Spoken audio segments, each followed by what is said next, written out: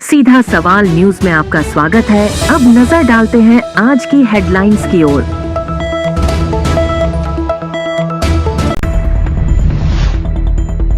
राजस्थान के 49,000 किसानों की अफीम का तौल 28 से प्रतापगढ़ से होगी शुरुआत, सहायक आयुक्त ने देखी व्यवस्थाएं। एक बार फिर मधुमक्खियों ने किया अंतिम संस्कार के दौरान हमला। अनुसूचित क्षेत्र में अवैध शराब और डीजे पर रोक की मांग, भील प्रदेश मुक्ति मोर्चा ने सौंपा ज्ञापन। छोटी सादरी के अजय शर्मा को बड़ी जिम्मेदारी, खेलो इंडिया ट्राइबल गेम्स में राजस्थान कुश्ती टीम के चीफ कोच नियुक्त। श्री भंवर माताजी मंदिर में दुर्गा अष्टमी पर श्रद्धालुओं की भीड़, हवन यज्ञ और भव्य आरती का आयोजन। अब खबर विस्तार से। चित्तौड़गढ़। राजस्थान में नारकोटिक्स की ओर से वर्ष 2025 से 26 के तहत बुवाई की अफीम फसल तौल के बंदोबस्त को लेकर तैयारियां कर ली गई है। राजस्थान में करीब 49,000 किसानों ने अफीम की बुवाई की है। अफीम तौल को लेकर सभी जिला केंद्रों पर तैयारियां पूरी हो गई है। सबसे पहले प्रतापगढ़ में 28 मार्च को तथा इसके बाद 29 मार्च को चित्तौड़गढ़ में अफीम का तौल होगा। किसानों को सुविधा को लेकर छाया, पानी, सुरक्षा सहित अन्य व्यवस्थाओं को माकूल किया है।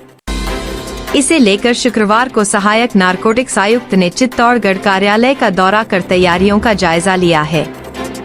नारकोटिक्स विभाग कोटा के सहायक नारकोटिक्स आयुक्त जबर सिंह राजपुरोहित ने कहा कि 28 मार्च से प्रदेश में अफीम तौल का कार्य प्रारंभ होगा। प्रतापगढ़ जिले से 28 व चित्तौड़गढ़ से 29 मार्च को यह तौल की प्रक्रिया शुरू होगी, जो करीब 23 अप्रैल तक चलेगी। उन्होंने बताया कि प्रदेश में गम, डोडे के चीरा पद्धति के करीब 34,776 किसान हैं।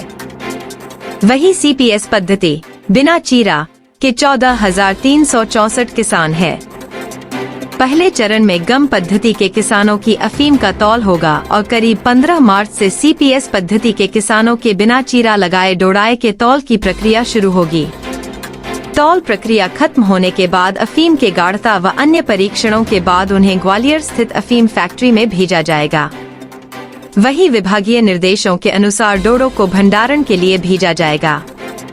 उन्होंने बताया कि अफीम तौल के लिए सारी तैयारियां पूरी कर ली गई है। किसानों की सुविधा के लिए शामियाने लगाए गए हैं। वहीं पेयजल, शौचालय आदि की भी सुचारू व्यवस्थाएं की है।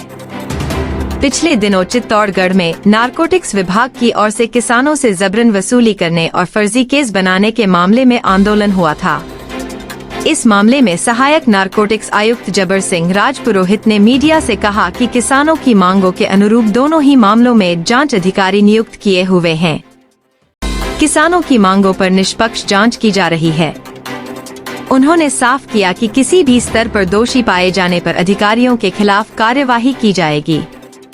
उन्होंने कहा कि डेलवास के गांव में नारकोटिक्स के अधिकारी प्रदीप लोर पर 1 करोड़ 4 लाख रुपए लेने के आरोप लगाए गए हैं। इस मामले में विभाग ने त्वरित कार्यवाही करते हुए अधिकारी का मुख्यालय कोटा कर दिया है। वहीं जांच अधिकारी नियुक्त किया है, जो पूरे मामले की जांच कर रिपोर्ट प्रस्तुत करेंगे। जरूरत होने पर कमेटी का गठन किया जाएगा।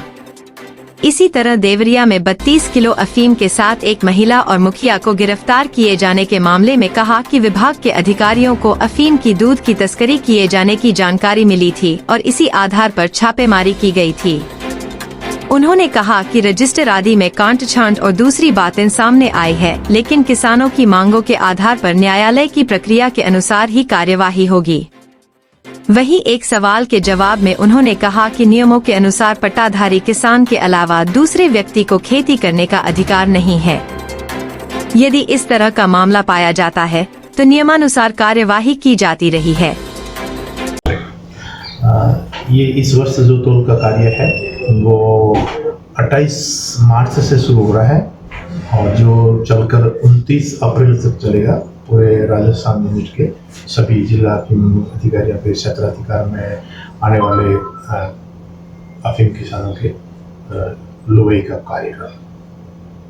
इसमें 28 मार्च को प्रतापगढ़ फर्स्ट से शुरू होगा 29 मार्च को चित्तौड़ फर्स्ट शुरू करेगा और बाकी का 2 तारीख से शुरू होगा ओलंपिक से, जिसमें टोटल राजस्थान के गम के 34,776 अफीम के पट्टे हैं और CPS के 14,364 पट्टे हैं, लाइसेंस हैं। कुल मिला के टोटल राजस्थान के 49,140 लाइसेंस हैं ओपीएम में CPS के। बेगो उपखंड क्षेत्र के पारसोली श्मशान घाट पर एक बार फिर शुक्रवार को शवदाह के दौरान मधुमक्खियों ने हमला कर दिया। इस दौरान घटना में 20 से 25 लोग घायल हो गए। जानकारी के अनुसार बेगो उपखंड क्षेत्र के पारसोली गांव में शुक्रवार को देवबाई गुर्जर निवासी पारसोली का निधन होने के बाद परिजन और ग्रामीण शव को श्मशान घाट लेकर पहुंचे। अंतिम संस्कार प्रक्रिया के दौरान मधुमक्खियों ने परिजनों और ग्रामीणों पर हमला कर दिया।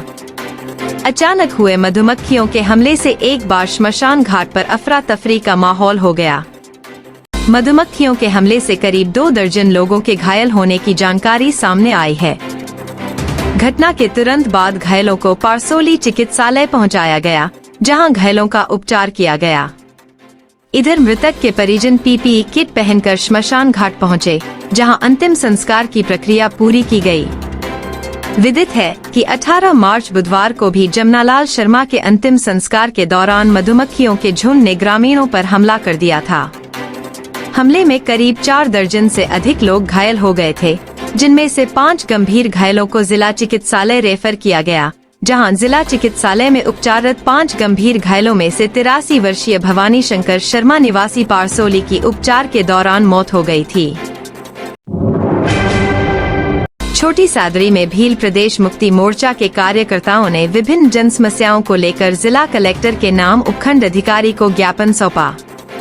ज्ञापन में अनुसूचित क्षेत्र में अवैध अंग्रेजी शराब की बिक्री, परिवहन और भंडारण पर पूर्ण प्रतिबंध लगाने की मांग की गई। मोर्चा ने आरोप लगाया कि क्षेत्र में बिना लाइसेंस के संगठित रूप से अवैध शराब का कारोबार चल रहा है, लेकिन इस पर प्रभावी कार्रवाई नहीं हो रही। वहीं विवाह और सार्वजनिक आयोजनों में डीजे व लाउडस्पीकर के अनियंत्रित उपयोग से ध्वनि प्रदूषण फैल रहा है, जिस पर नियंत्रण नहीं है।